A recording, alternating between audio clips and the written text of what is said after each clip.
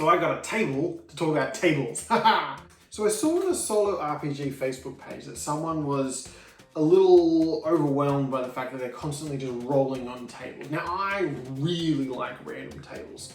I like the potential they have in order to send your stories off into different directions and do all sorts of things. However, I think it's important that you're also not a slave to them. Let me explain. So anyone who's done solo RPG, or maybe in your multiplayer, you use a table in order to sort of on the fly come up with some random shenanigans for your players to deal with, know that random tables are a pretty useful tool. It's a tool for a job.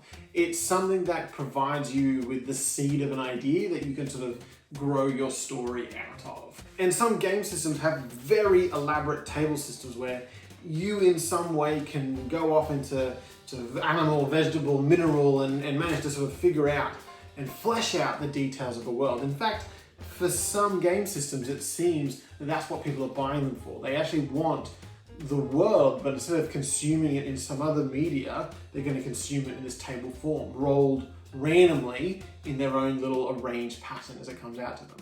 And if that's what you want to do, go ahead and do that. But there does come a point where when you're rolling on these tables to sort of flesh out this world, that it can kind of become this just sort of random Mad Libs of events. That you're just sort of looking at table after table after table and just rolling just a random world. It's almost like you've gotten a box of pieces and you're shaking it together and hoping something will just fall into place. And again, there's something cathartic in watching the tide go in and the tide go out. But in some ways, maybe that's defeating the purpose of this fundamentally creative exercise.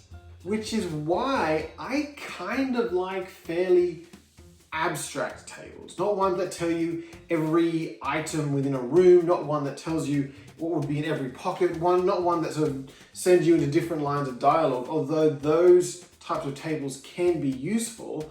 No, my favorite table is the vague one, the obscure ones, the ones that aren't entirely specific. So for example, I'm about to play a game of Ironsworn, and here is the free Ironsworn table. It is the classic, action and theme table. And the action and theme table will just tell you randomly an action, something happening, and that being done in a certain adjectived way, a theme going on. So for example, just randomly, construct enemy. And just like that, you've got two really random ideas. Now, obviously completely out of context, you're like, oh, okay, a robot. They're making an evil robot army, something like that, I don't know. But of course, in the context of your story, that might not make any sense. What if your story was like some sort of court intrigue or drama? So how would you construct an enemy?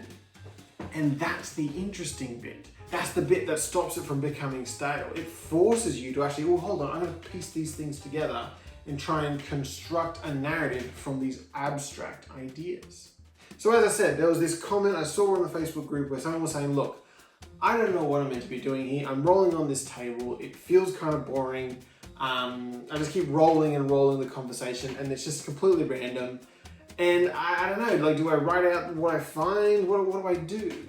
Well, what you do with your story, I don't know. For me, as you know, I record them here and I put them on YouTube. Just because I don't like writing stuff down either.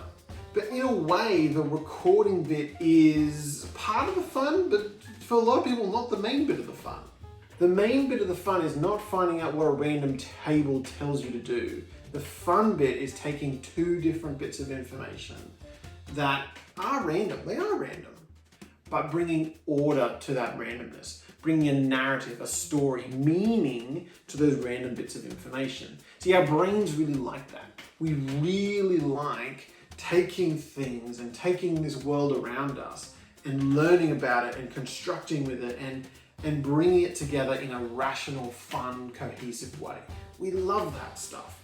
And that's what these random tables can do. So yes, you can do that with very specific tables, but I don't know, if you're struggling with this idea of rolling on random tables, maybe get like a nice broad one, a nice general one, a nice vague one that gives you results like attack weakness. Okay, so you've got to then try and put those concepts together in the context of your story, because that's the fun bit. Trying to make meaning from chaos. At least that's what I think, but what do I know? Let me know what you think, put it in the chat, and hopefully you'll see me again in the future. Bye.